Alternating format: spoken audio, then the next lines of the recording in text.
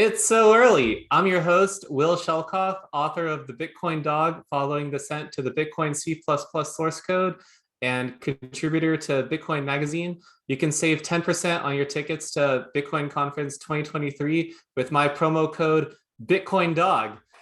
Today, I'm very fortunate to have on CK from Bitcoin Magazine. CK, thanks for joining. If you could please introduce yourself to everyone. Well, thanks so much for having me, and absolute pleasure.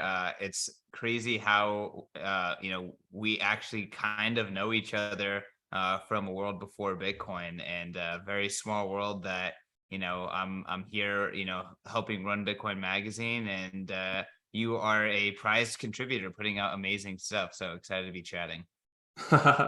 Thanks. That's definitely a huge compliment to try to claim my articles on the magazine is amazing. Definitely, so many people even more talented than me on there, of course, including you. So yeah, no, I mean, so you and I went to the same high school, and we're actually there at the same time, but 2 years apart. So of course, high school, have like 2,000 people. So definitely, I'm sure I crossed paths with you. Well, in particular, were you ever on the student TV news? Were you on camera? Yeah, So then I saw you then I on the TV yeah, news. yeah, yeah. No, I mean, I started I think after you graduated, but Okay. it was my junior year. But I was friends with your sister in high school, and we did TV news together. And it's crazy. Back then, I never would have thought that any of that stuff would have been useful. And here I am, running a media company in Bitcoin and utilizing a lot of those skills. So it's kind of mind blowing. And I didn't even go to college really to do broadcast or journalism or anything like that. So really, I have to give a shout out back to high school. Yeah. So yeah, I mean, just to say really quickly, like my sister was in the TV student news with you. She did pursue a degree in broadcast journalism, and she is working for a major publication. So definitely, she had a goal and hit it. And for you, you said you were not necessarily looking to go into journalism, though, or Yeah, no, I mean, your sister was always like the, most goal-oriented person, that you yeah. knew. So, Well, so that's the you know, scary thing for me. Like, so now I'm getting into the Bitcoin space. Like, oh gosh, like now, like, am I gonna all of a sudden tear it up or something? Or like, is there such a thing as me personally casually getting involved? I don't know if finding out. So well, I mean, like she's always been an inspiration, just to kind of see her kill it. But we were in the same kind of TV journalism program. She was like that top-notch reporter, and I was kind of like the kid who was like, oh, how did he get it? How did he get in here? Like, what did he do to show up here? But I found a way to kind of earn my place. But yeah, no, I always had a lot less direction than your sis. But again, it's I always find it ironic, but kind of hilarious too that yeah, I'm at Bitcoin Magazine, and honestly, my I would say my skill set is more around kind of like business and operations and making things happen. So I'm much less of a journalist, but it's still a lot of fun to just make content. you say this while you have the professional microphone set up and everything. Yeah, I mean, I guess what's interesting to me in particular is like even BTC Inc., where you are, is more than the magazine, right? There's actually quite a few things the company does overall that you could have been a part of, or maybe are part of. Yeah, so BTC Inc. I like to call us like the ultimate Bitcoin and hyper Bitcoinization company, but ultimately what we're focused on is just Bitcoin and Bitcoin evangelism. Our CEO calls us the unofficial marketing arm of Bitcoin. Who is the Obviously, CEO? David Bailey. Oh, So okay. All right. he shockingly he's about your age, but yeah, he was going to the University of Alabama and discovered Bitcoin at the right time and had the kind of chops and background to spin out a media company. But Yeah, we do a lot of things. Everything is Bitcoin focused. Our main brand is Bitcoin Magazine, which you're a contributor to. But we are the original Bitcoin publication. We do a print magazine, we do an online magazine, daily news show, a broadcast news show, podcasts. Really everything in that kind of modern media suite. And then next to the Bitcoin magazine, we have the Bitcoin conference, which you alluded to at the beginning of the show, but the biggest Bitcoin event. I was a part of building that in 2019, and it's been amazing seeing that become a huge successful event with Bitcoin 2022 last year, Miami Beach having 25,000 people. And beyond that, we helped kind of incubate the Bitcoin Policy Institute. So a lot of really sharp young Bitcoiners putting together really good information around why Bitcoin is good for the U.S. and why Bitcoin is good for any country that wants to take it seriously. Really, we do a fund called UTXO, so it's a Bitcoin denominated fund, and we're just constantly looking for other opportunities as well. So really awesome and exciting company. Like I said, it's really amazing to be a part of like such a cool and I guess mission oriented brand and company. And yeah, I mean, I think my favorite thing about it, and probably the thing I have most pride in, is um, really pushing forward our contributor model at Bitcoin Magazine. We work with a lot of folks like yourself who are just excited, passionate Bitcoiners, and we give them a platform, we give them editing, we give them art, all that kind of like good stuff that makes publishing work a lot easier, or we take away the hard parts, I guess, outside of being creative. So I think it's one of the richest things that we do, and one of the things that separates us the most from other kind of competitors is our ability to tap into such a intelligent and really just like exuberant community, and give them a platform to put their thoughts and ideas out there. Yeah. What is the UTXO fund? I heard of the BTC Policy Institute and of course the conference and the magazine and the shows, but yeah, what's that fund? Yeah, it's just a Bitcoin denominated fund, and really it's to make getting exposure to Bitcoin as easy as possible for those who maybe wouldn't do it unless it was a part of a more of a managed product. So it's not for everyone, Oh, is it but actually there. like an investment product like people can invest in or something or? Yeah, yeah, it has like a pretty Oh, pretty high minimum for institutional investors only, that kind of thing. oh, okay. I see. It's not Yeah. like a ETF or a stock. I was like, wait, is this the Bitcoin ETF that everyone's been asking for? I see. No, Okay, that'd be yeah. badass if we launched that. No, it's not.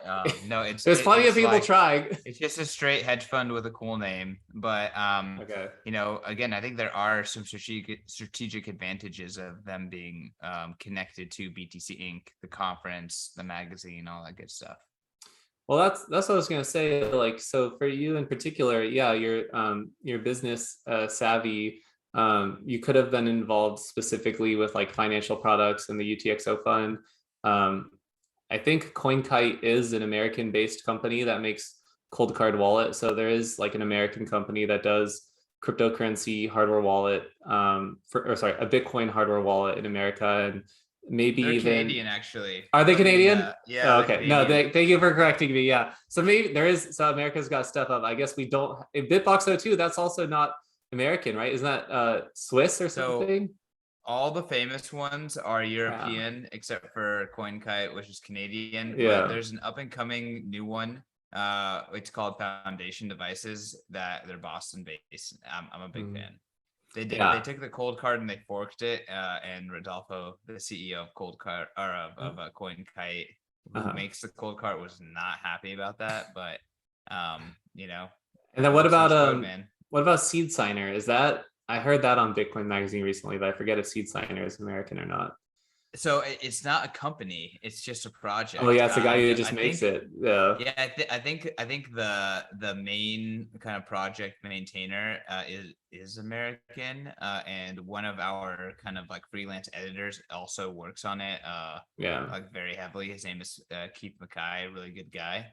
Um, but yeah, it's an open source project, and everything in the seed center you can purchase online, or purchase like kind of over the counter as commodity hardware, or 3D print it. So Yeah. it's pretty badass. With like $25, you could make a hardware wallet. Yeah. What was did you get a bachelor's degree from university or no? Yeah, no, I went to Chapman University. So yeah, SoCal boy, stayed in SoCal, did communications. Yeah. Actually went Oh, into it sales was it after. was Yeah, communications was your major.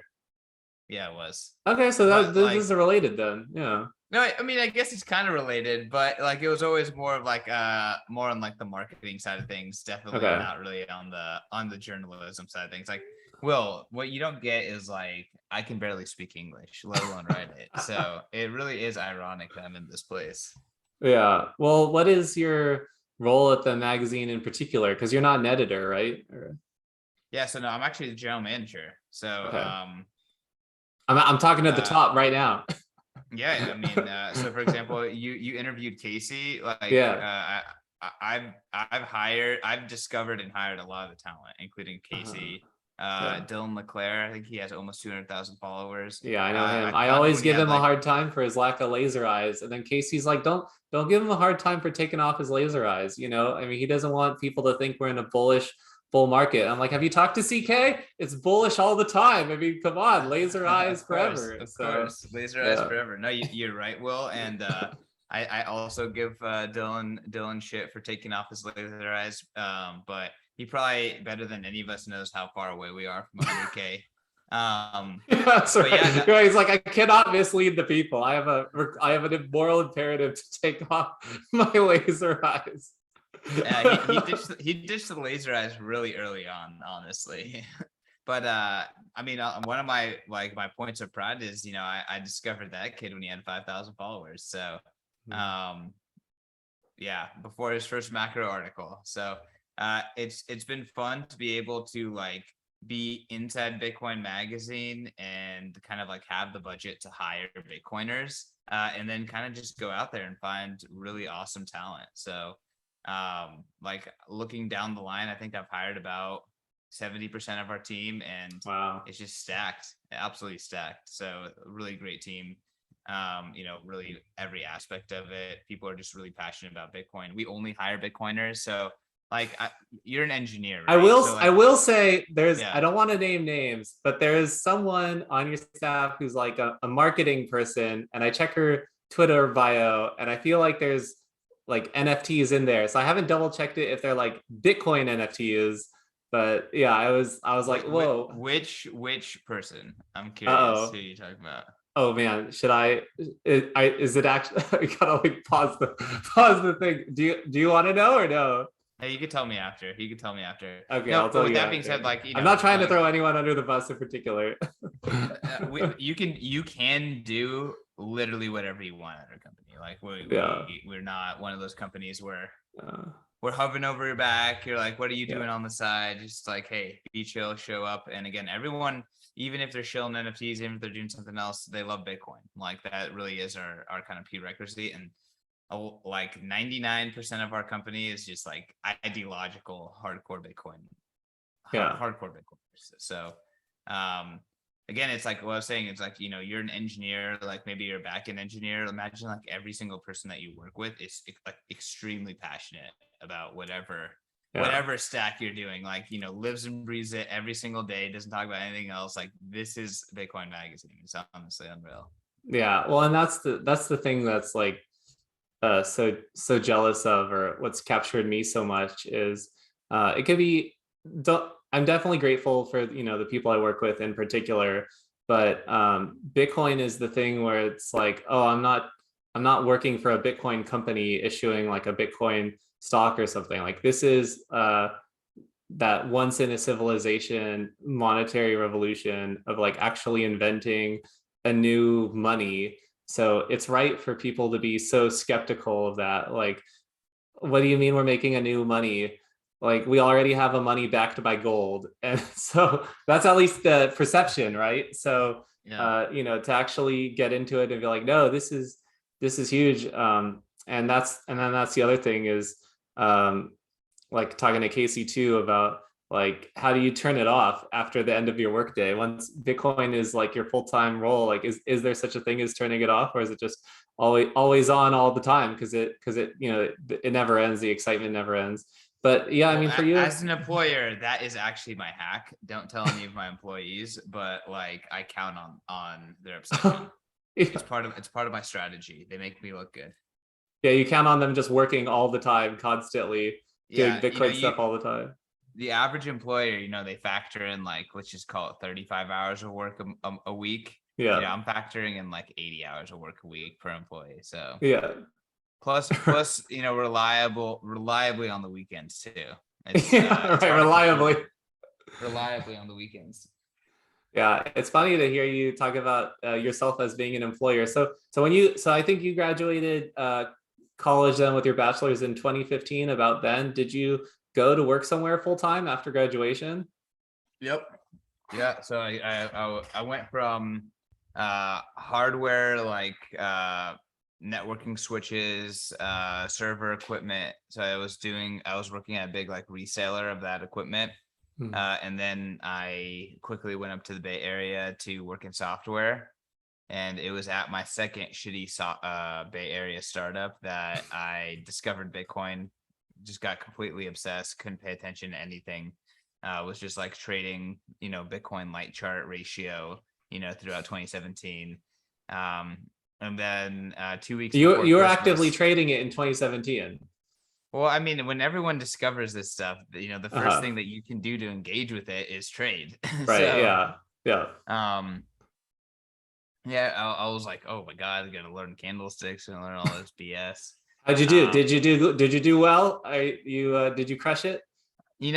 So my onboarding did not take that long. I went from like discovering Bitcoin to like trading Litecoin against Bitcoin, trading that ratio to like hardcore Bitcoin maximalist in like 4 months.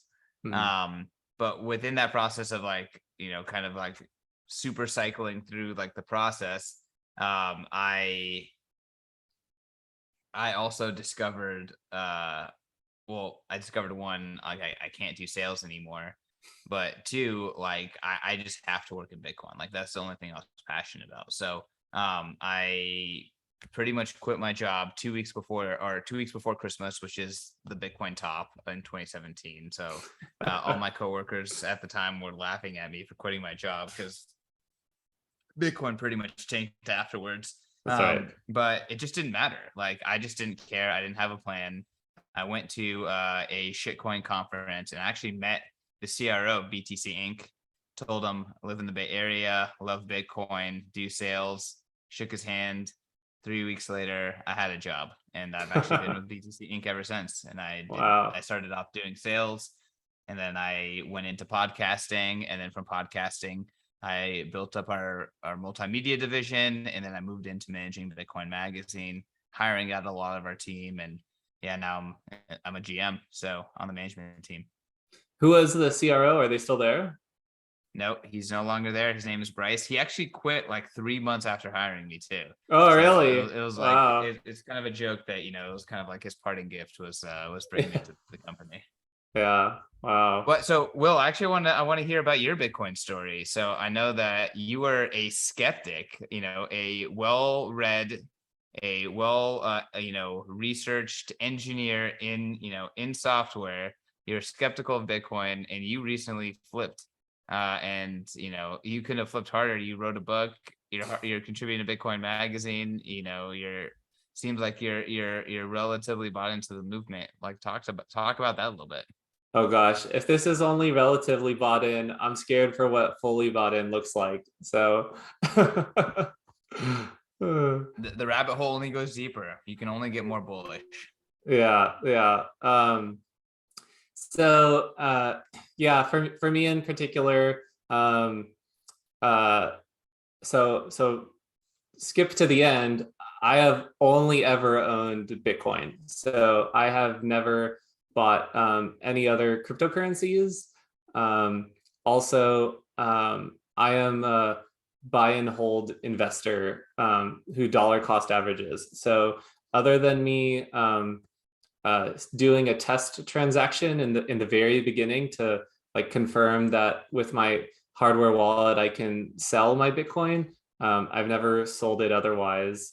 And like I've I've never done a thing of storing my Bitcoin on an exchange. It's like straight to hardware wallet for me. So that's just like my personality. So my punishment for getting in so late, class of 2021, is my very first slice of Bitcoin was in April 2021 when it was at $62,000, and it's just been downhill ever since. So one day I'll actually be in the profit on my Bitcoin. But of course, that's measuring it in the fiat terms.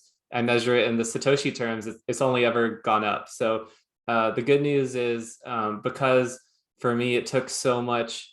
I had so much disbelief and like so many red flags to get in, that by the time I started, it was no sweat to just keep going, keep accumulating, keep buying. Like every drop, every dip is just another reason to stack more, stack harder. So the biggest, so when I first heard about Bitcoin, for me in particular, was 2013, while I was a computer science student at UCLA. And definitely at that time, like, the price was bullish, I think, because it was around $300.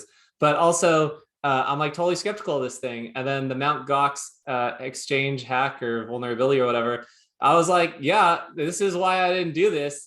This is so terrible, of course. So I had it built into You're me. vindicated. Yeah, I was vindicated, right? So I had it built into me that never was I going to ever store any Bitcoin on an exchange. Like, it was just never going, if I ever did buy any, right? And then and I was so nervous about storing my Bitcoin on an encrypted hard drive, right? Like, I was so afraid of losing my Bitcoin. That would be my reason to not get in. Like, I did not want to end up like that guy in England that had this encrypted hard drive, and just it ended up in the dump or something. And just every year his hard drive worth 800 million US dollars, it's going to be worth $4 billion, it's going to be worth $10 billion. Like, it's just going to keep going up in value, this encrypted hard drive that he threw away. And it's just going to eat at him forever. So I did not want to be that guy. But on the flip side, I didn't get in, right? So Yeah, it's like and people always give Lazo shit for spending 10,000 Bitcoins on 2 pizzas. But few people also account for the fact that prior to that point, Satoshi Nakamoto had shamed him for accumulating too many Bitcoins and instructed him to please help, circulate them through the economy. So right, please spend them.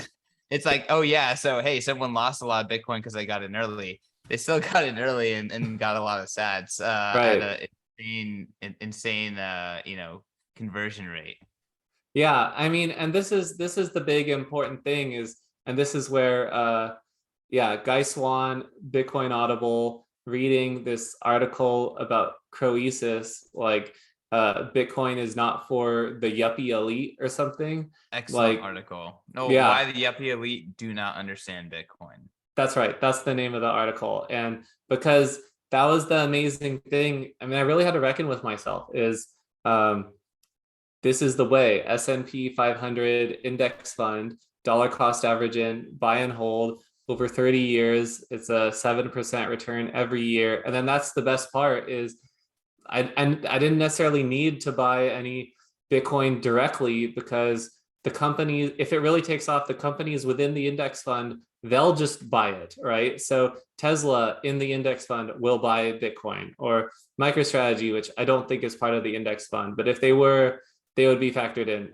If Square is factored in the index fund, Block now, but like they would accumulate, right? If any mining company was big enough to be part of the S&P 500 index fund, they would be in. So like, by having the lazy portfolio of just owning everything instead of picking and choosing, like, I would get that exposure over time.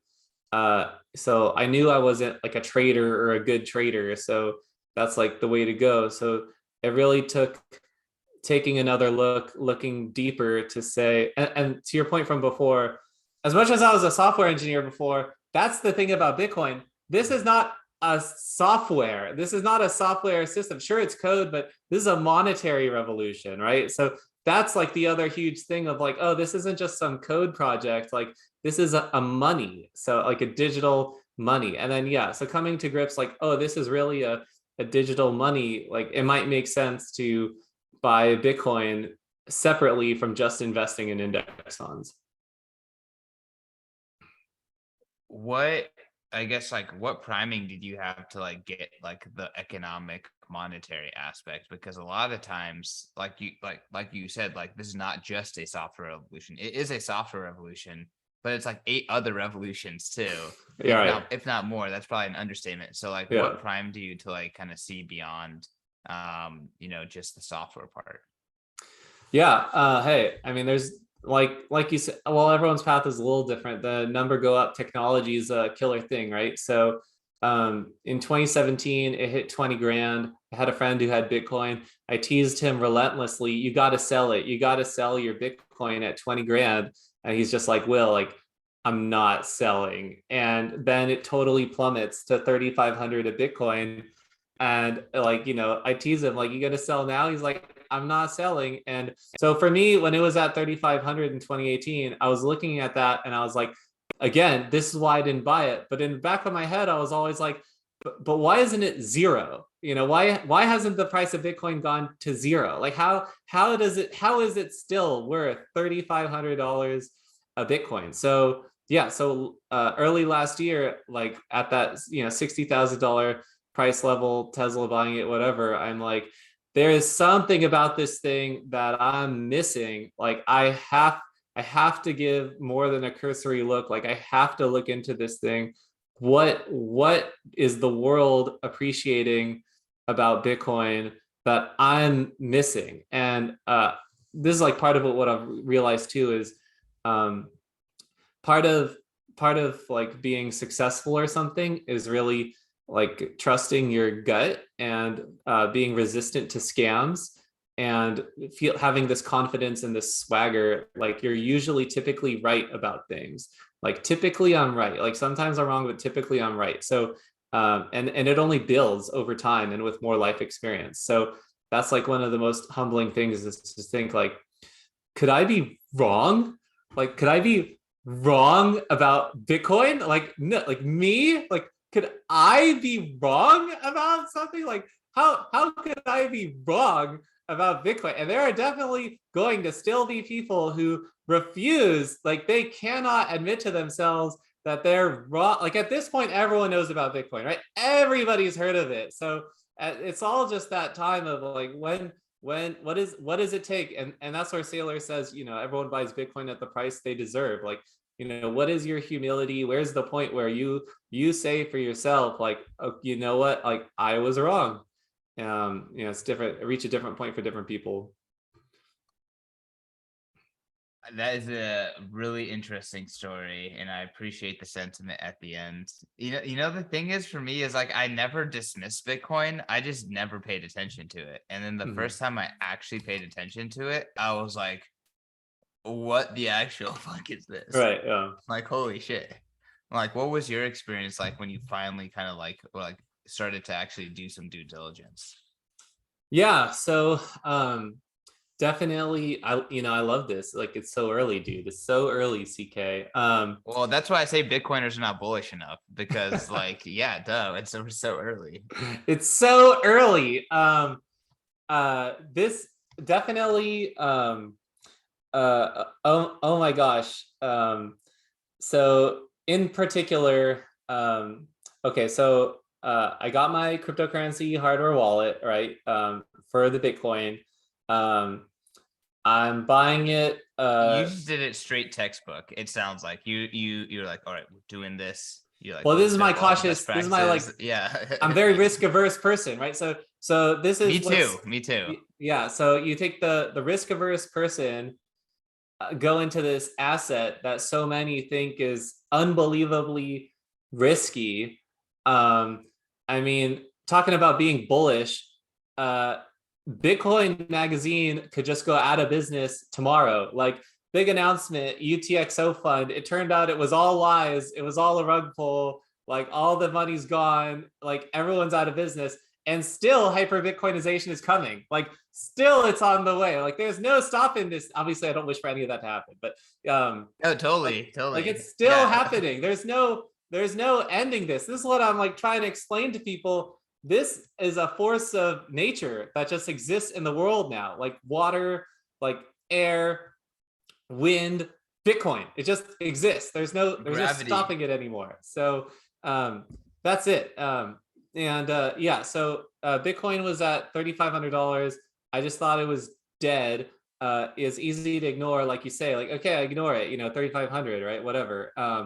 But when it hit the 60,000s, it's like, can't ignore it anymore. Like it's got my attention. Okay, what's here? And that's part of what makes the price so high. The price really is like Joachim book. He's trying to teach me like, no, like the price, as much as the price doesn't matter, it shows the sentiment toward adoption. Like the sentiment toward adoption is reflected in that a little bit. It goes in cycles.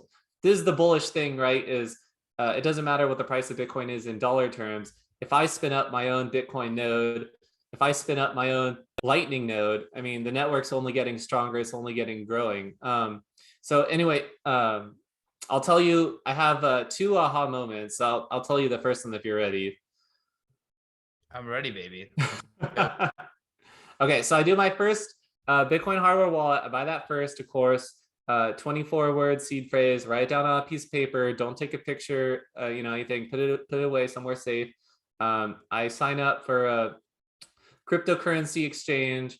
I have to send the money, the US dollars from my bank account to go buy it in the exchange. That takes like some time to process, whatever. I go ahead and buy the Bitcoin, and then I go to send, I generate a Bitcoin wallet address on my wallet. I send the Bitcoin from the exchange to my wallet. I see like it takes, about 10 minutes to get confirmed on a block or a blockchain. It's all very normal for me. It's all very blasé. Like, okay, this is what I expect. I've done so much reading about Bitcoin. Like, sure, the exchange sends me the Bitcoin and I get it. And it did take like a couple days for the ACH bank transfer to clear, that the dollars the US dollars left my bank account and went to the cryptocurrency exchange. But when the exchange sent me my Bitcoin, it happened like almost instantly within 10 minutes within the next block came. So next was the aha moment for me. So next was me selling my Bitcoin. And for this, okay, so it was a Ledger. So it was a Ledger cryptocurrency hardware wallet.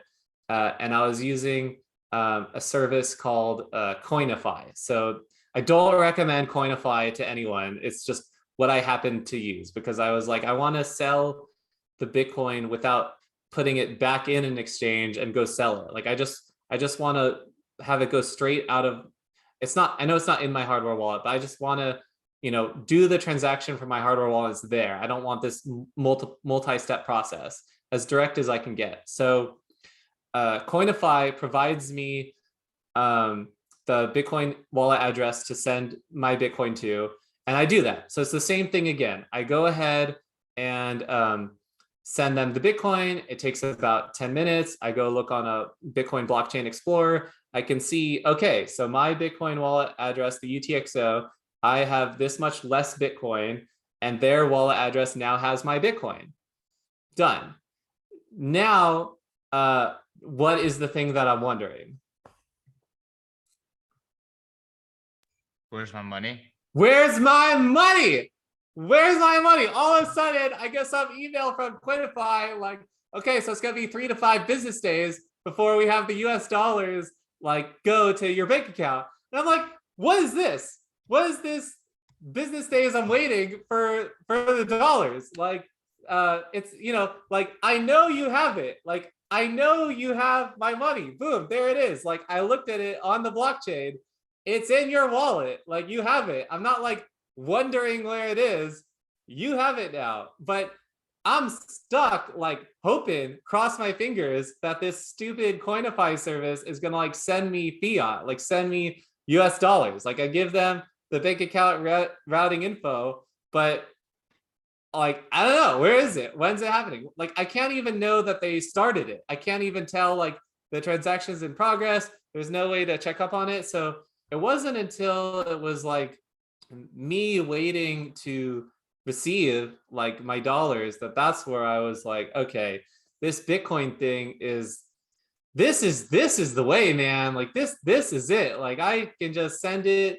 So if I send it to you, whatever, but for you send it to me, the where's my money feeling, that was the huge aha moment for me. This is incredible. So no more, sending money to friends or something. Are they going to be like, oh, I didn't get it, or like, oh, I didn't receive it? Or it's like, did you get the Zelle? Like I sent the Zelle. Oh, I don't see it in the account. I don't know if it happened or not. Like, no, Bitcoin, like there it is on the blockchain. Like I sent it to that address. So final settlement. So Yeah, what people don't get is they're like, oh, Bitcoin only settles so much. Oh, Bitcoin's 10 minutes. And it's like, no, like you can't compare your Venmo transaction to a Bitcoin transaction. You compare your house escrow transaction yeah, to a Bitcoin transaction. yeah, You compare, cross bank, wire transfer, honestly, the most real comparison is literally physical settlement and attesting of gold. That is the actual comparison, and then you do it in 10 minutes. Like it's not just 1,000x increase, it's like 1,000,000x improvement on what we were doing, and then you build from there. It's just like, wow, it the average person just does not appreciate the fundamental upgrade that Bitcoin is. yeah. And I mean, that's the other thing too is whatever the 10 minutes thing. So like I already have Cash App. So I don't have a Lightning node. I don't have a Lightning node set up. I'm excited to set up a Lightning node one day. But I do just already have Cash App, and they've set up a Lightning wallet already. So Lightning wallets integrated. Strike, the same thing. Kraken Exchange, the same thing. But the point is, through Cash App or Strike, it's so easy. I've had a couple of Bitcoiners say they want to buy my book, but they don't want to just buy it off of Amazon and pay in dollars. They want to pay me directly in Bitcoin. And it's like, oh crap, they're calling me out. I better be a real Bitcoiner and have a way to actually like get paid in Bitcoin. That's like really easy and cheap, because yeah, the book's not expensive or anything.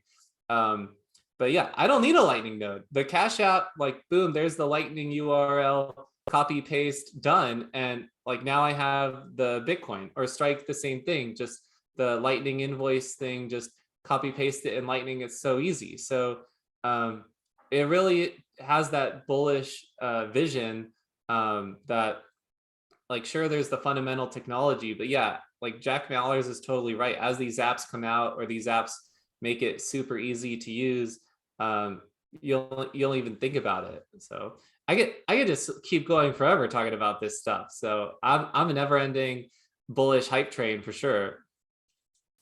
I mean, it is humanly impossible to be bullish enough on Bitcoin. The thing I'm trying to push right now is that, effectively, why is Nikola Tesla famous? I mean, like he did a bunch of cool stuff. He was a visionary, but I would just summarize it as he was the only person at the time who's even remotely directionally correct on like how bullish he should be on electricity, on like where electricity was going. And like literally everyone else was like not even close. Like just like, so, when people talk about like where's Bitcoin going to be when the block reward goes to 0 in 2140, for me, I'm just like, I mean, are you the Nikola Tesla of our age that you're even like, adding, adding the pieces together to get to like something that's directionally correct? Like I'm sorry, your concerns are at best, just like incompetent concerned trolls.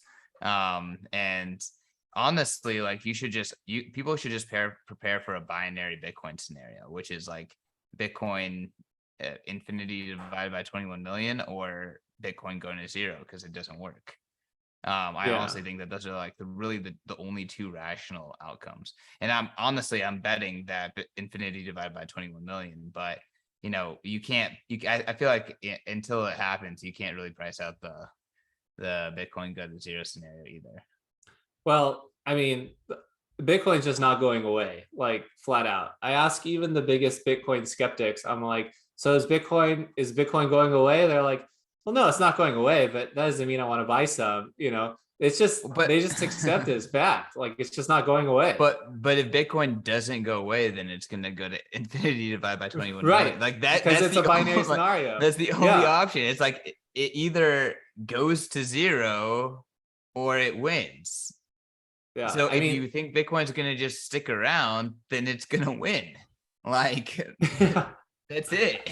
yeah. And you moved to Tennessee, is that right? Or Yeah, so I left SF. Now I'm in Nashville at the so home still base. here in LA, of course, like I joke to people like, oh, you wanna go to the Lakers, go to the Staples Center with me? And they're like, Staples Center, it's called crypto.com arena now. I'm like, no, it's not. Come on. Crypto is just a fad. There's no way they would rename the Staples Center to like crypto.com arena. I mean, that's gotta cost like hundreds of millions of dollars to do that. How could that even be possible? And yeah, of course I know this the whole time, but and I don't even care if crypto.com goes out of business. Like whatever, it's just gonna keep going of just like more and more Bitcoin things.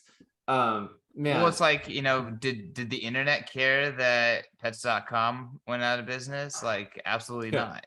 But, yeah, you couldn't buy a piece of the internet. There's no value yeah, token for the internet. right, right. So, absolutely. And honestly, the best thing about hyper Bitcoinization, like this process we're going through right now, we are living through hyper Bitcoinization.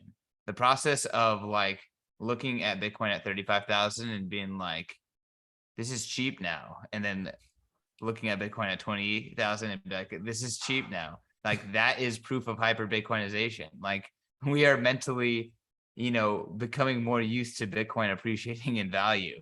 Yeah, But like this process, the best thing that comes out of it is the memes and the jokes, because it's like the clout, like it's just exposing the fiat bullshit left and right. So like you gotta laugh. You gotta laugh. Like, guess what? Staples Center was always for sale to the highest bidder the whole time. It yeah, just so happens to be that it used to be a respectable office supply chain store, right. and now it's a scam crypto exchange called crypto.com. Yeah, So I mean, it's just exposing so much clowniness everywhere. I think it's part of the process. Like part of the process of Bitcoin is like when there's capital misallocation, when we are misallocating resources, like we start allocating resources out of non-economical reasons, that's when we start seeing the ridiculousness. And like when the ridiculousness like builds on top of itself, like it just starts compounding, and we're like 50 years into this craziness. yeah. So like, and then on top of that, like Bitcoin is just like exposing it all. That's the whole thing. So it's just hard to not see. It's really hard to not see it once you've kind of been exposed to Bitcoin and had to like question all the things that Bitcoin forces you to question, and then see how other entities within the existing infrastructure like deal with not just Bitcoin, but also all the altcoins. Like the test is like Bitcoin and the altcoins and NFTs and all this stuff. Like that is the test. It's like, are you an ethical person? Are you an ethical company? Or are you going to take advantage of just the ability to defraud people and print money at will for your own benefit?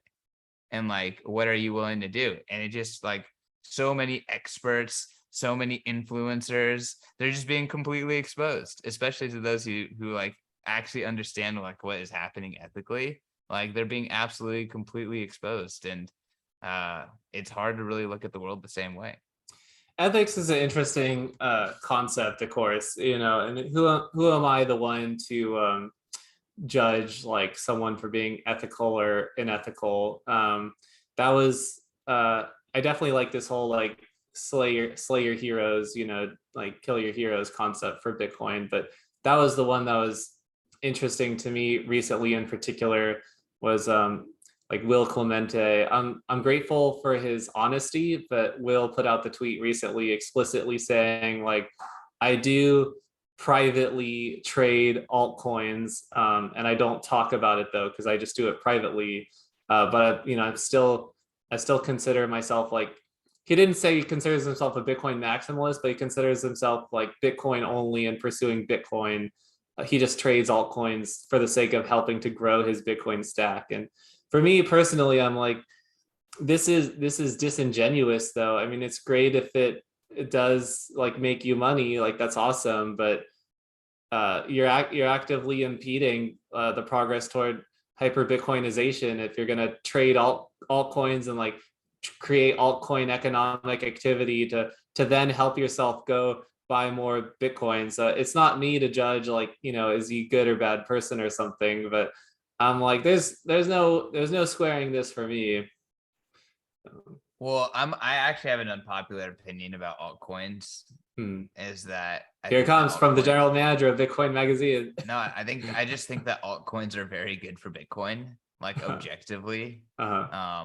I think there's many things that show that altcoins are very good for Bitcoin, and frankly, none of the altcoins are legitimate competition. So yes, they create confusion. Yes, they divert resources, but honestly, like Bitcoin doesn't need it. Like Bitcoin has the right amount of people working on it at any given time, anyways. Like Yeah. 10x more people working on Bitcoin right now isn't necessarily going to make Bitcoin better. It might create a lot more spam in the dev mailing list, right? Like I just feel like when it comes to Bitcoin, it's like really quality over quantity. And honestly, the altcoins are a nice like filter. On top of that, too, the altcoins are a massive like thing that distracts regulators. So it keeps the charlatans, stuck to that. It distracts regulators because they're just busy. Like Bitcoin is just this golden shiny, perfect child compared to compared to everything else in the eyes of regulators. And it's always like, oh, like just the narrative has completely been like Bitcoin is this and everything else is this. Like we're going after people who are doing these things. And then the fact that there's so many altcoins and so many like blatant security frauds out there, and not even a single digit percentage of them have actually been prosecuted, it's actually exposing the incompetence of the regulators. Like they've been absolutely and utterly DDoSed. And if you think that Bitcoin is going to bring the state to its knees, it's hard to look at that and be like, that's not part of the process, right? Like I think that that's absolutely part of the process of taking down the state is DDoSing the regulators with the hydra of shit, if you will.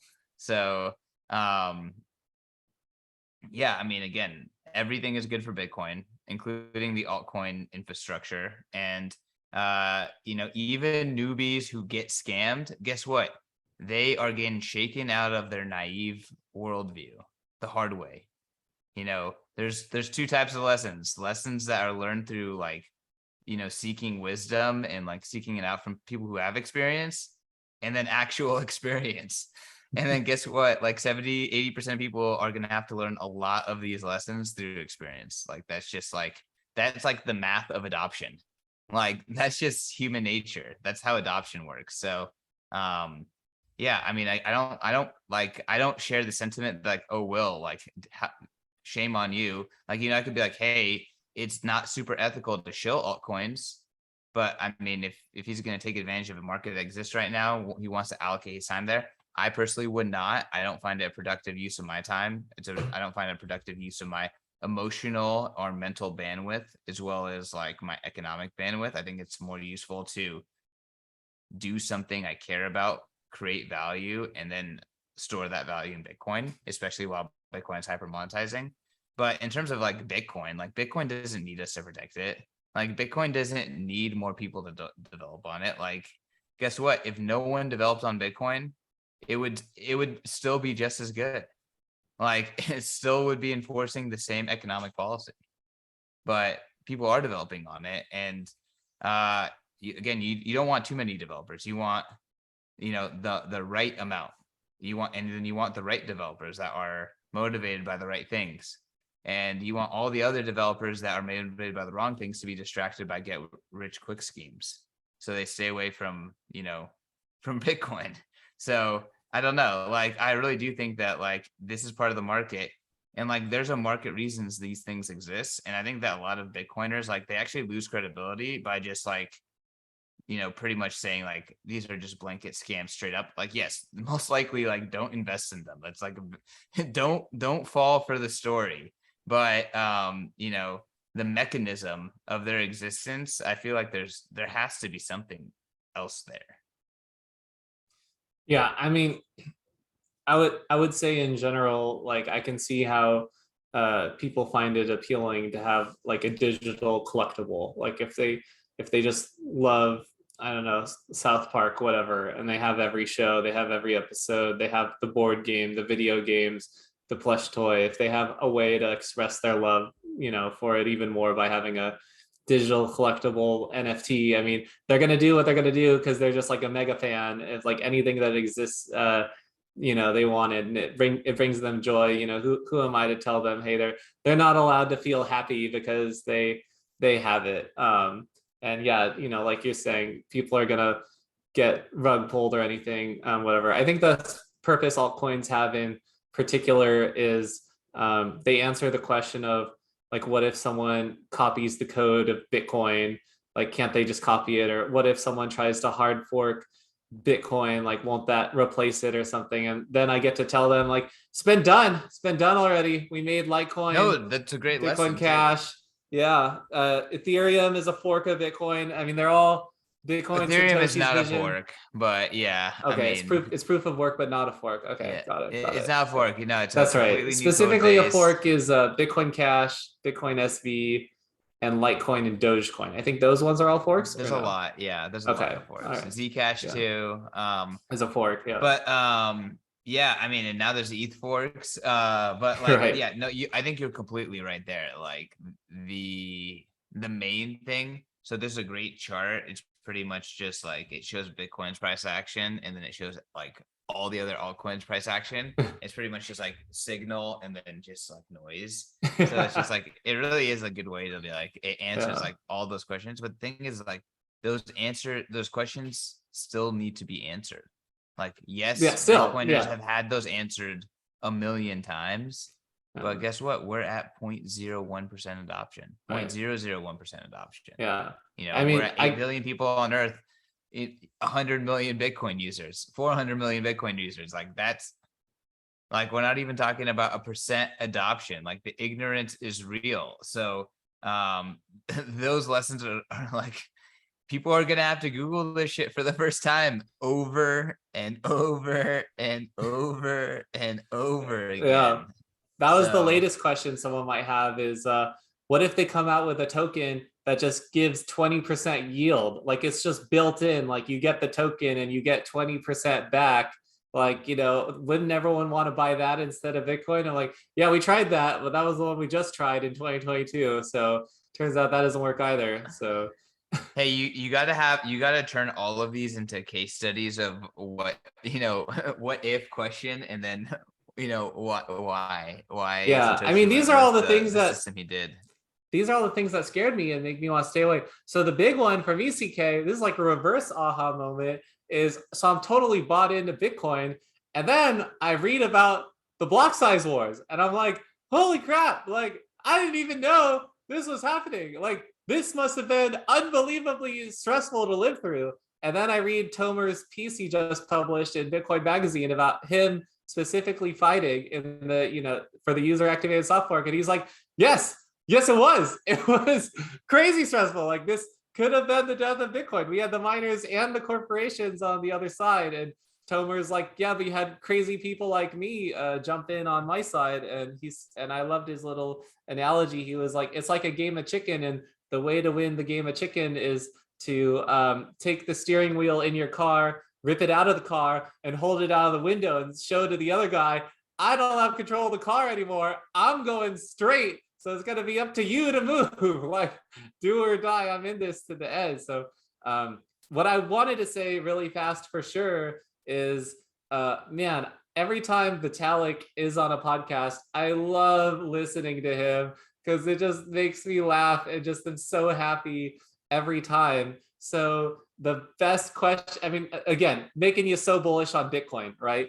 The big thing that makes Bitcoin so special is that it's a money, and then you think of it as a new money. It's like, how do you get more bullish than a new money for the world? So people ask Vitalik, what's the ETH killer? What's going to be the ETH killer? Is it going to be Solana, Cardano, Tron, XRP? Like, what's the ETH killer?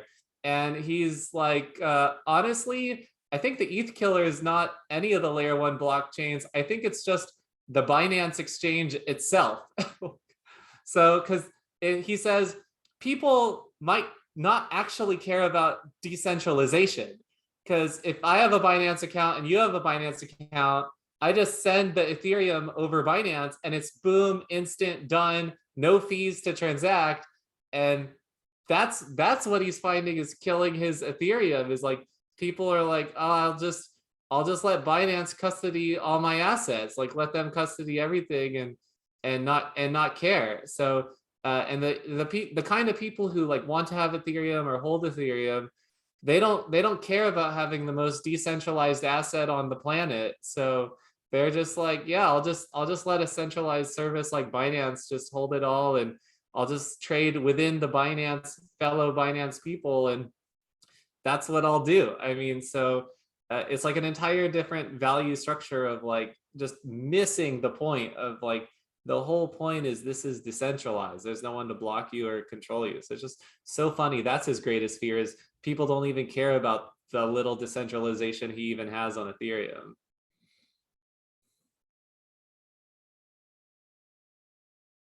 Oh, sorry, you're still muted, but Will, is ETH a scam? well, I'm not gonna just go out of my way and just say ETH is a scam. Like you say, all these unproductive things to say or whatever. So I mean, you know, right, like scam, like you said, that's just a like turn off word, like immediately like shuts everyone down, like, oh, this guy's a Bitcoin maxi, he's just calling Ethereum a scam or whatever. I mean, the thing that's to me is the most insane, I'm still waiting for someone to answer this question for me. Like, I'm Yuga Labs, I put out my 10,000 NFT collection of Bored Ape Yacht Club.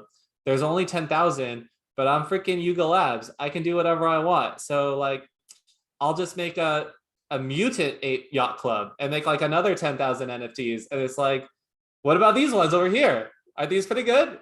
And then I could just make like another one, like another 10,000 NFT collection. Be like, what about these ape ones? These ones. In fact, that's the whole point, right? Is that that's their entire business model. They make more of these.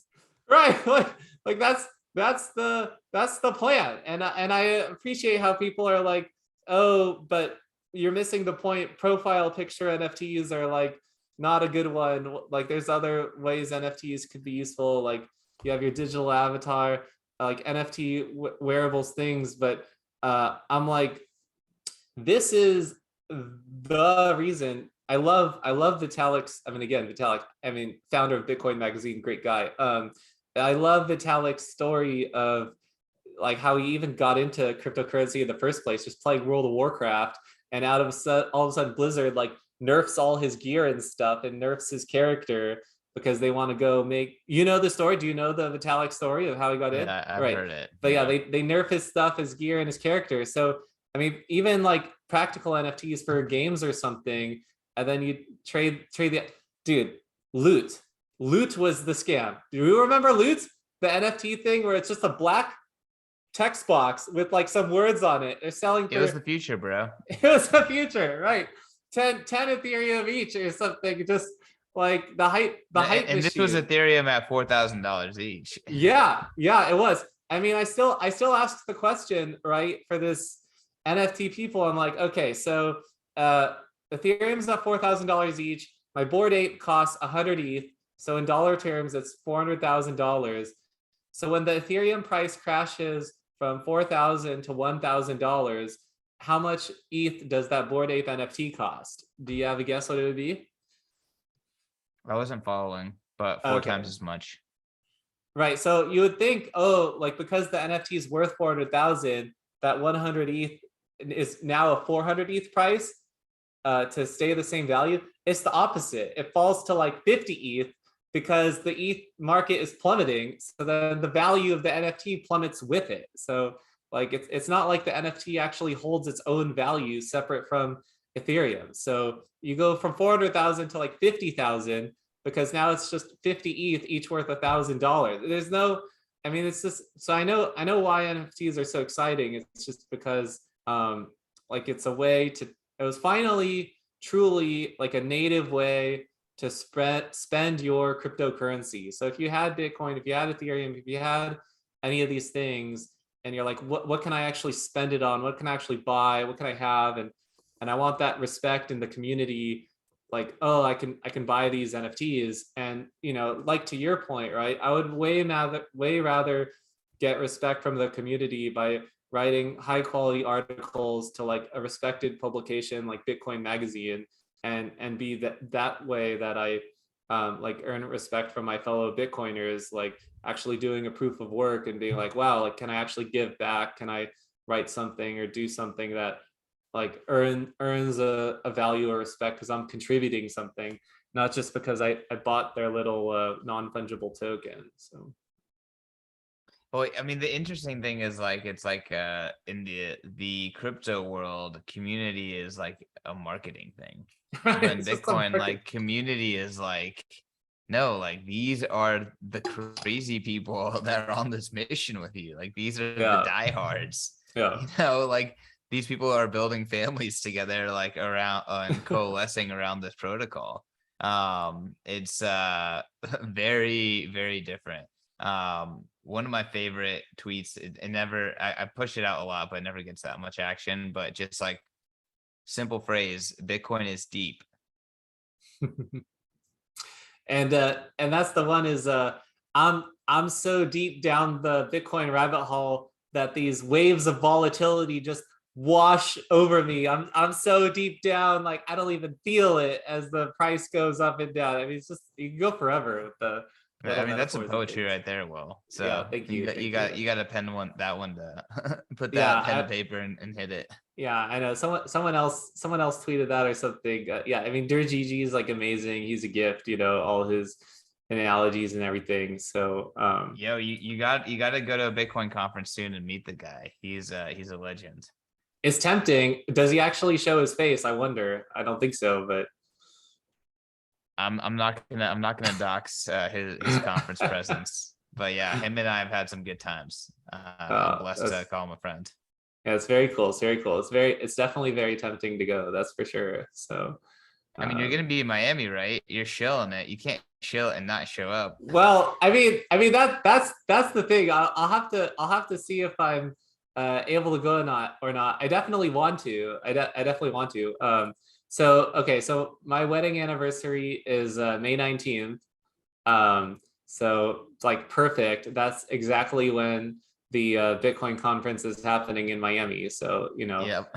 my wife was the one begging me like, hey Will, can we please go to the Bitcoin conference 2023 for our 5-year anniversary? I heard like CK is like helping run it, so like I gotta go. And then that was the other thing. It was May 19th. Bless her soul. Yeah, that's right.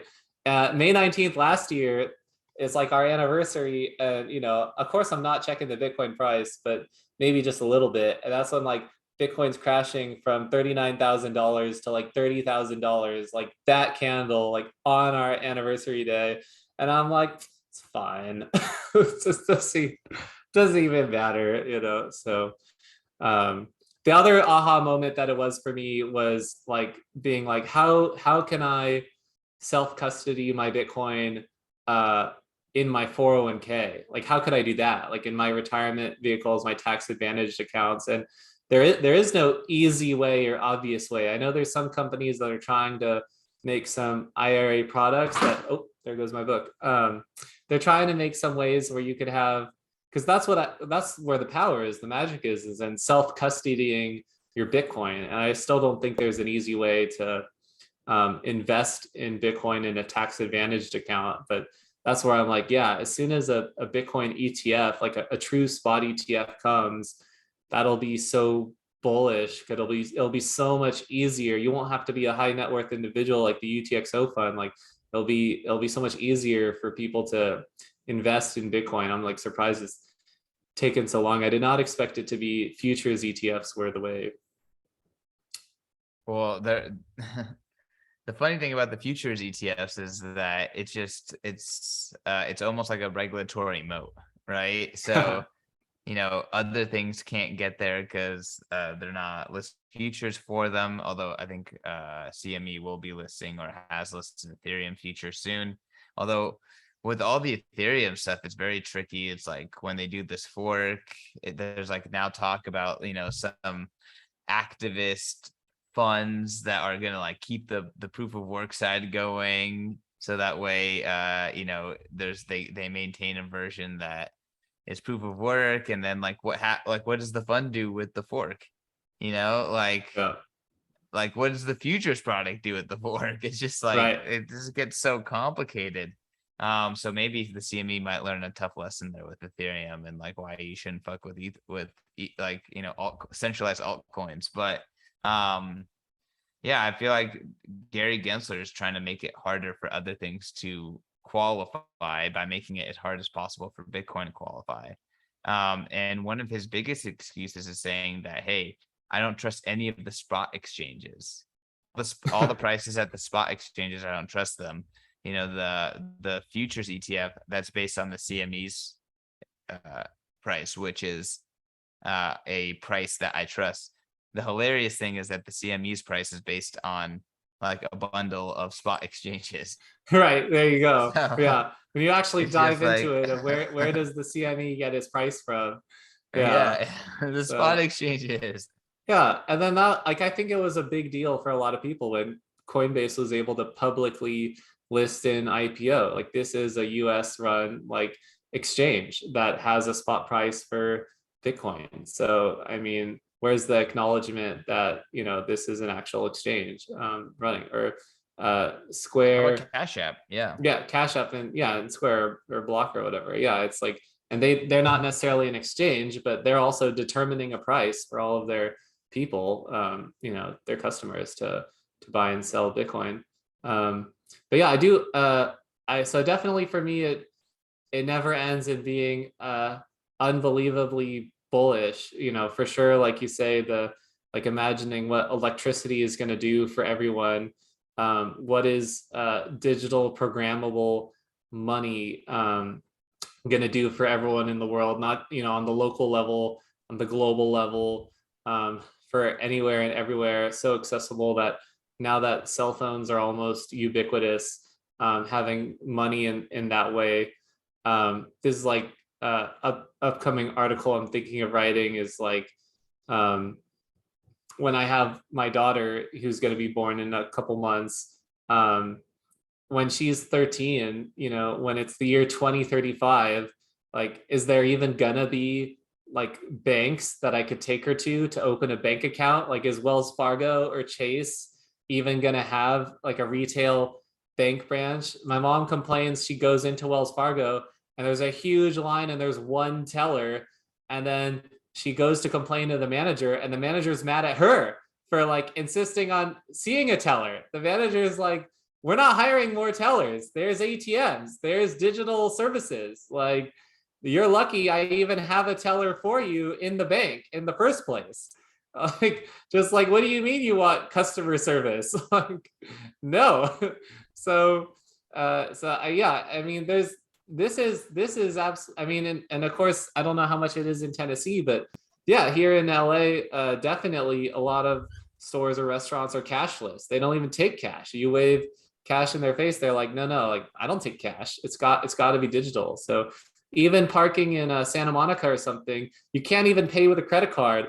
It's a QR code. You have to scan with your phone and then pay like with a credit card through the web page. Like, there's not even a way to swipe a credit card if you want it. You have to do a QR code. So yeah, 13 years from now, come on, even opening a bank account, I don't know about that. So yeah, I'm trying to think if there's anything bullish in particular we haven't even mentioned yet. Opening a bank account will be like owning a stable. You Yeah. know, how long did it take for no one to own a horse and no one to need a stable anymore? Yeah, right. Yeah, I mean, So people skeptical of cars when it was first invented, the combustion engine, like, oh, your stupid combustion engine car breaks down all the time. It's so slow. Look how fast I can go with my horses. You're such an idiot having this combustion engine car that breaks down all the time. So it's like, yeah, no, the potential. yeah, I know your stupid Bitcoin.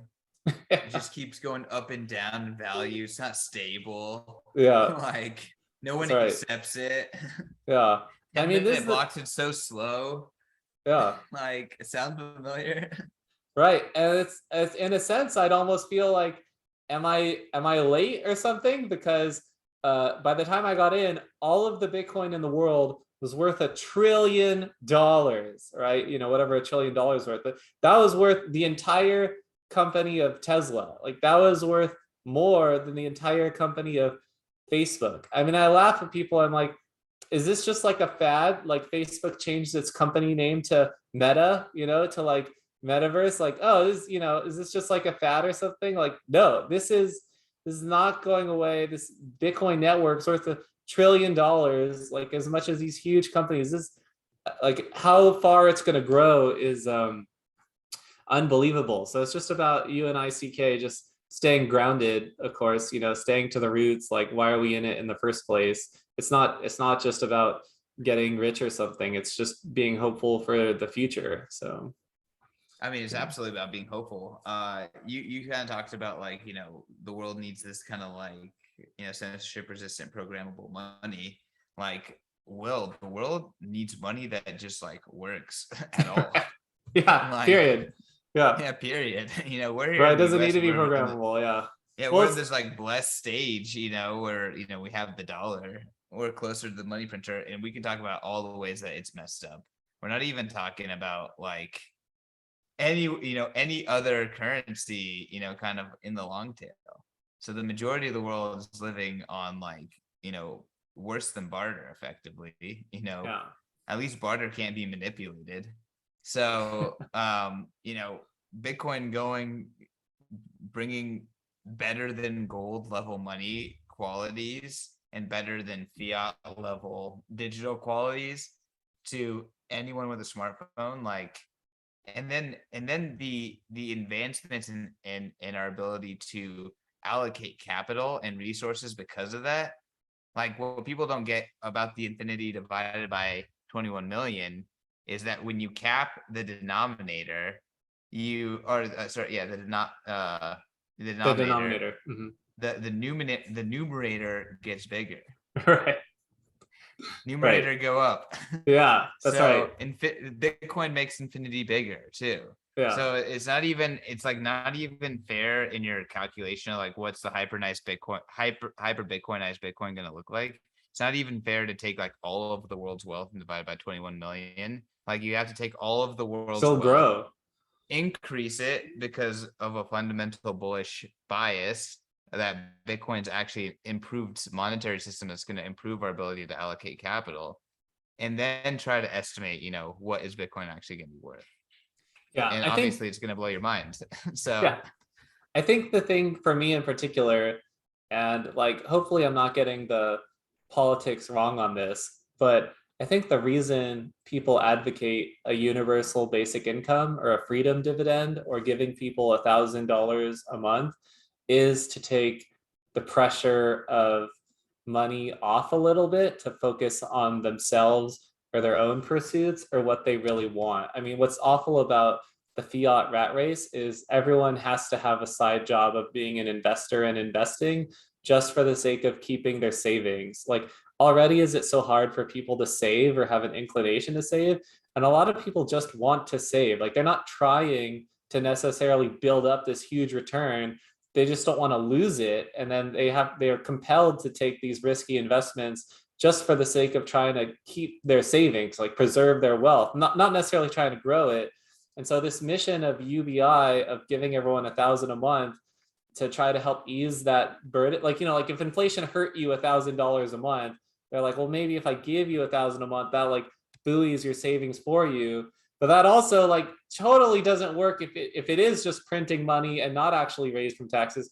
So with Bitcoin, this is that concept of if you just want to save, like you just want to save, you finally have that chance through Bitcoin where you can just save in Bitcoin. So if you're not trying to invest, you're not trying to be risky, you want to focus on yourself, your own creative pursuits, like your own business or things or whatever you want to work on, Bitcoin frees you to not be stressed about saving your money, and then you can go do what you want. And that's what I wrote in my first article, the Bitcoin magazine, of my letter to my daughter. Like she'll be able to just save in Bitcoin, so then she can do what she wants, knowing that at least whatever she's earned, she can save it. 100%. Again, like people don't really like take into account or factor in the negative kind of compounding effects of like what fiat does, and therefore they're also unable to try to start comprehending like the positive compounding effects of like what Bitcoin does. And this idea that like, hey, let's give people UBI to ease the pressure of the fiat system. It's like, okay, like we need to give the heroin addict that's like gonna overdose, more heroin, or sorry, that's about to relapse, more heroin, or that's about to what's it called? Have withdrawals. Have Yeah. withdrawals, more heroin. Like that's it. Like you're not actually solving it at all. And ultimately, like the system is what is oppressing them. Yeah. Like the system itself. So just kind of like giving them a bone is not going to help them, especially when giving them a bone like doesn't differentiate them meaningfully than anyone else. If everyone else is also getting that bone, are they even getting a bone? Like, are they even, like like, are they actually getting more money? So I don't know. So Yeah, go for it. definitely. Well, the one thing I want to ask really fast, and then I'll ask you my last question, is like I think about for me as a contributor to Bitcoin Magazine, I feel so lucky to even be able to submit articles to be published in the first place. But it's so humbling for me because there's already so many great people who've put out amazing content. Shinobi, the MCOs, Tomer. I mean, I could just go forever. So and that's where I think about how best I can give back or contribute to the Bitcoin space. Like there's already so many articles that can connect for so many people. Like, is it just whatever inspired? I know, and Casey, of course, like puts out calls for articles sometimes too. So don't get me wrong, it's not like he doesn't do that. But I wonder like what is the way like for me to give back that's unique or fresh or something. I mean, even just starting this podcast, I only made it because I had friends be like, oh my God, Will, you constantly say it's so early all the time. Just make a podcast to say how early it is. So I don't have to hear you tell me how it's so early anymore. You have some outlet. I'm like, okay, fine. I'll just call CK and tell him it's so early. So I'm not telling your friends constantly, but yeah, I don't know what is the best way for contributors to give back to the magazine when there's already such a huge library of magazines. Just keep going with whatever inspires you. Or well, I mean, the narratives and the thoughts behind Bitcoin, like they're always changing. Like they're always trying to like catch up to what Bitcoin is doing. Ultimately, I think our editor-in-chief Pete Rizzo talks about this a lot. So because of that, like, we always need to get to, like, the work is never done. all right, whether it's the energy flood or terrorism flood, like the narratives are just constantly coming. So that's why it's never done. That's what you're saying. It's never there's done. rehashes, but at the same time, there's also like there's the new, fresh, kind of paint to the rehash, and like there's even like just novel things too that are just like developing over time as Bitcoin develops.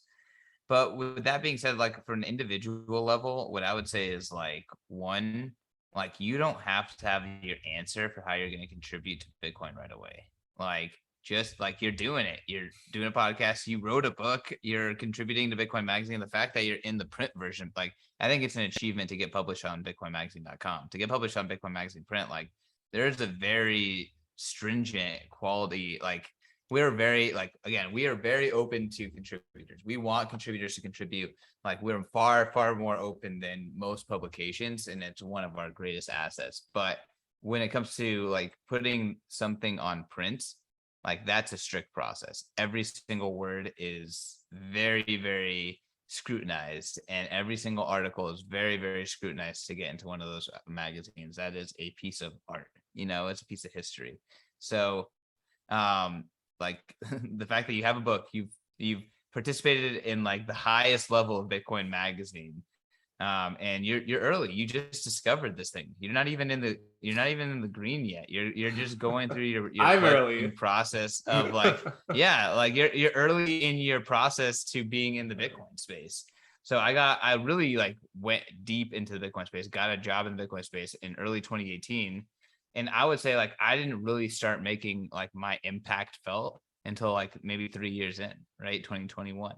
So like, I don't know. I would just say like people should just stay in Bitcoin, be patient with themselves, be kind to themselves, be a part of this thing, enjoy the process. And then like when you have that thing that is just like getting you really pumped, that's like pushing you, like it's going to be obvious. And then on top of that, there's going to be other Bitcoiners that you've made friends with that are like either going to be encouraging you or trying to join you. Right. Like that's just how it goes. So, Yeah. and then it always gets better if you go to a Bitcoin conference. So I know the Bitcoin conference in Miami is that's on your anniversary. And actually our anniversaries are very similar dates, not the exact same one, but there's always Bitcoin Amsterdam. That's October 12th to the 14th. So I know that's around when,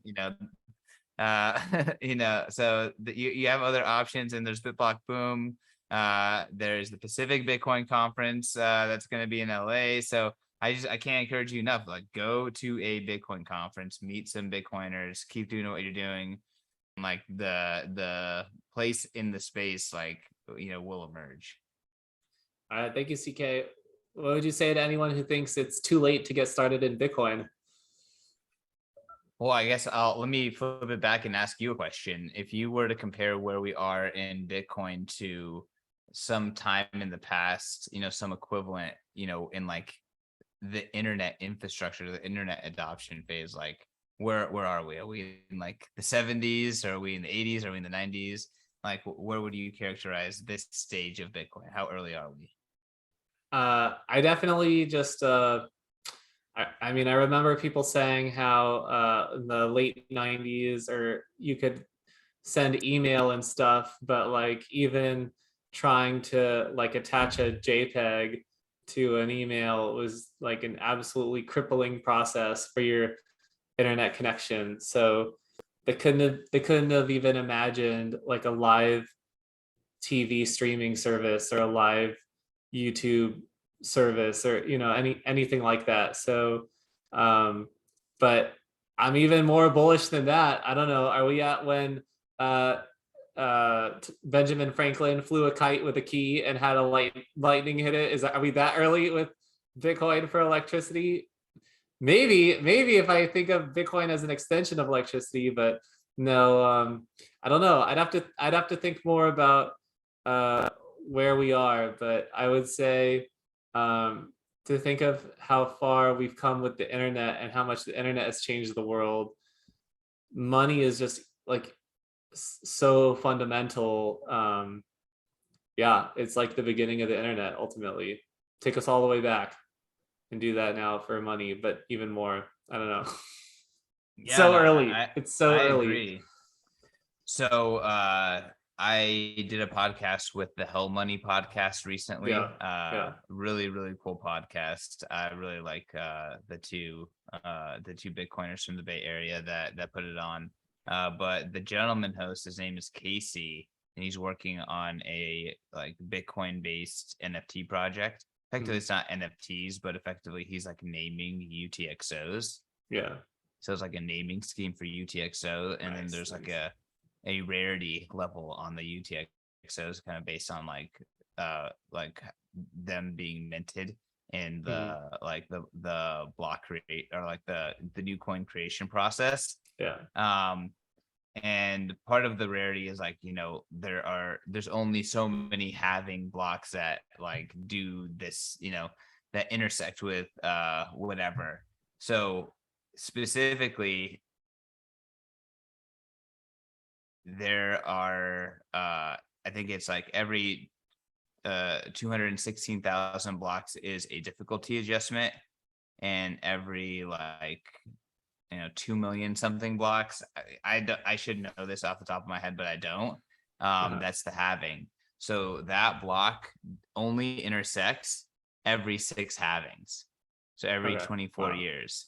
Yeah. Right. So right. like The that's 2016 blocks for the difficulty adjustment and the 210,000 blocks for the halving only happens that many times. Yeah. Yeah, so they only like happen on the same block, difficulty adjustment and halving every 6 halvings. So like that, if you think of that as like one macro cycle into Bitcoin, like we're only halfway through the first one. Yeah, ever. Yeah.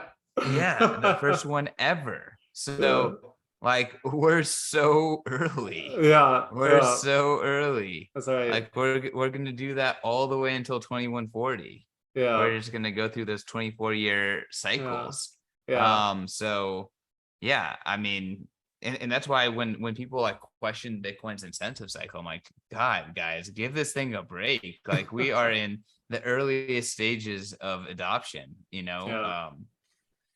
I really do think that like when you look at like the adoption bell curve or the adoption S curve or any of these things that people use to illustrate adoption, people are like, oh, we're in the like early, we're in this phase, we're in the like, whatever. We're in the phase where it's so early, you're like discovering people from high school that are like also discovering Bitcoin. I mean, I don't know if you know that many other people from our high school that have turned out to be contributors to Bitcoin Magazine, it's kind of crazy. We got one person from high school that is working for Bitcoin Magazine, and then a couple people from college have been contributing and getting into the Bitcoin space. Yeah, and so that it's starting to happen. Grow. It's starting to happen.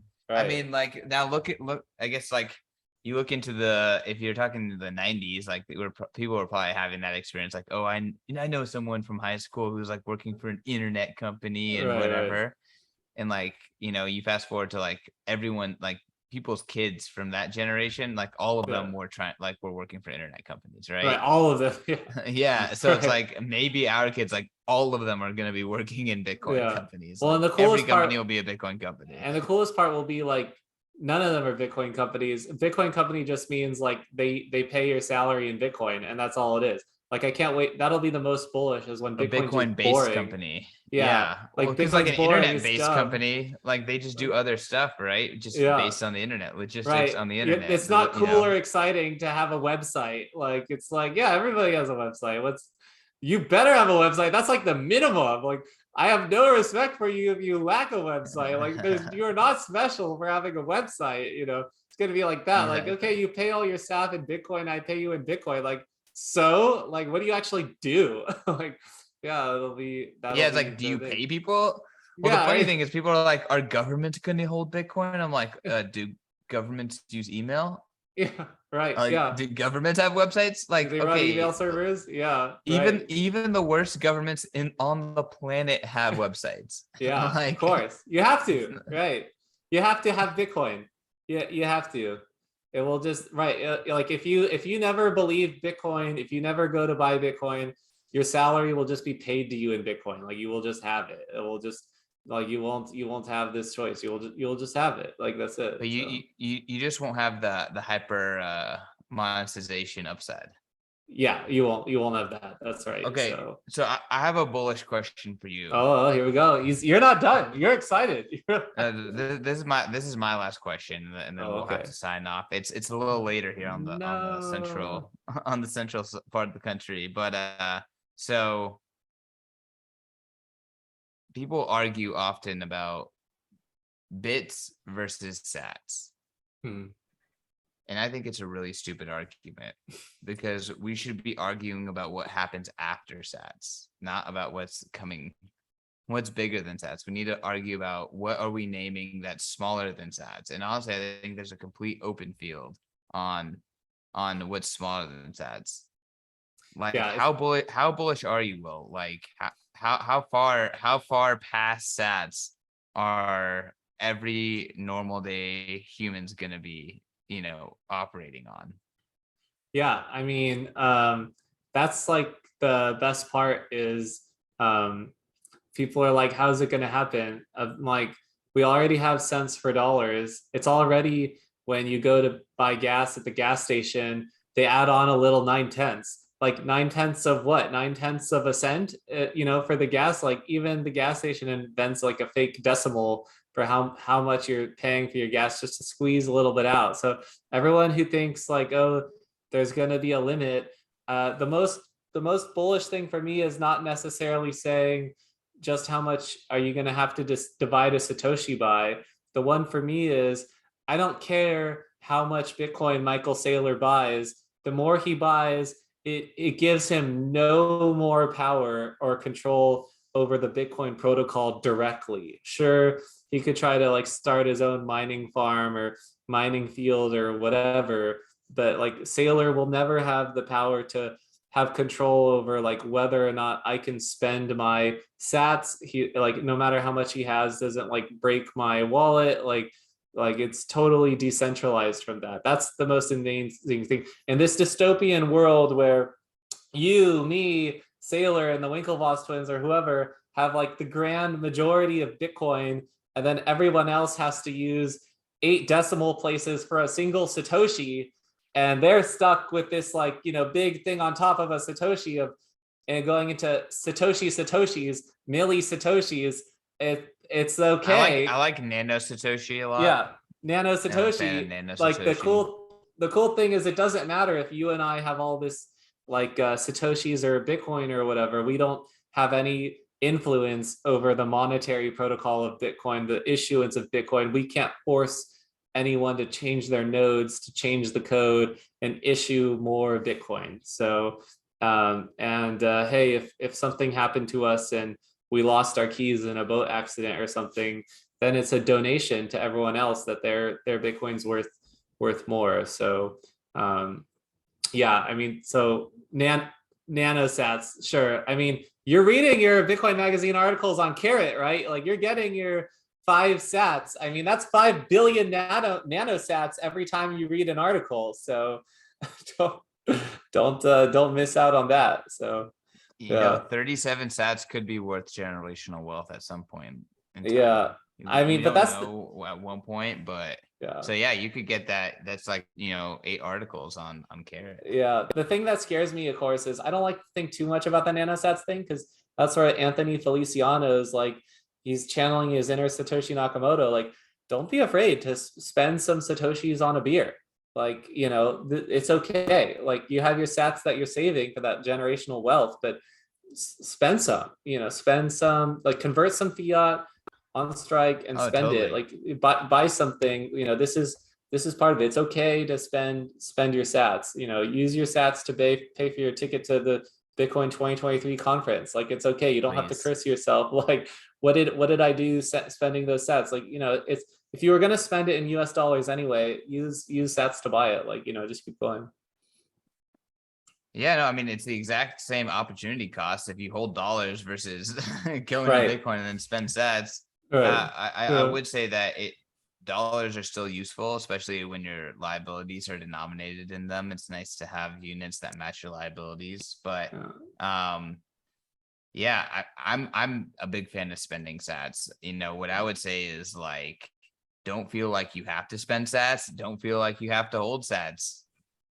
Just save what you can save, spend what you can spend, support people with sats that appreciate the sats. Don't give sats to people, don't force sats down to people's throats that won't appreciate the sats. So be chill. Like Bitcoin doesn't need you for it to be adopted across the planet. It's going to be adopted across the planet because frankly, all of its competition is dead on arrival. Like none of it works. Like it's the horse versus the modern automobile. Like you can't compare it. It's 10-minute blocks versus gold settlement, right? Yeah, like right. You want to settle gold from England to New York. Okay, well, first you have to ship it from England, then it has to arrive in New York, and then you have to attestate it to check if it is on the surface real gold, and then once you verify it's on the surface is real gold, then you're gonna go give it a freaking a like a scan similar to like you were pregnant or something like that, and they're gonna scan and see what's inside of you. To do that with the gold to make sure it's not fake on the inside, and then they're like, hey, looks good. and then you settle gold. So Yeah. compared to that 10-minute blocks, it's just uncomparable. You get to the point of really having real life pirates to go get the gold while it's on its voyage. Well, exactly. And then because Bitcoin's not physical, it doesn't invite violence. Like Saylor Yeah, talks about that right. all the time. Yeah. Yeah. All right, CK. Thank you for coming on, talking to me today. I'm excited to continue to work with you more on Bitcoin Magazine and just see what happens. I'm feeling bullish. Always bullish, man. We're still early. Let's get a beer in LA one of these days. Yeah, I'm sure you'll be back sometime. So Oh yeah, I got plans. Family's still there. cool. All right, I'll see you.